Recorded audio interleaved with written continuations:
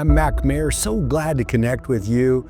We love to talk about outreach ministries, how normal people can be the answer to other people's problems. We as a church can impact others with our passions, with our gifts, with our skills, that we can be the answer to other people. I really wanted to know the Lord, and so I started looking into, I went to different services, and that's where I met Lori Cadillac. We have found ourselves, not being able to relate a lot before this group, feeling alone, feeling misunderstood. There was no close proximity for women's ministry in the prisons. I was on a quarter gram of heroin and a half a gram of cocaine just to cure my bones in the morning, When people go incarcerated, they lose a lot of value in themselves, and they start to question their identity. The Lord is faithful, and He gives back all that the locusts have stolen. And so as I've grown closer to Him and learned how to hear from Him, I started to have that relationship that I'd never had before. God said, boom, He banged me in the head,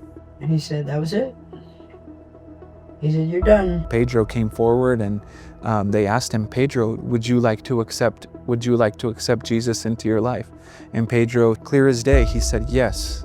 And he came forward and he accepted salvation. You were on 36 pills in the morning, 17 and 36. So how many pills are you on today? Nothing. I know in my heart that God's will is for all of us to be whole. When, people feel, called to do ministry, so much of the time they're just looking for the spectacular to take place. Ooh. And when they don't see spectacular happen, they think, oh, well, I must not be doing the will of God. But when you're just reaching people like Cindy, you might think, well, that's not spectacular.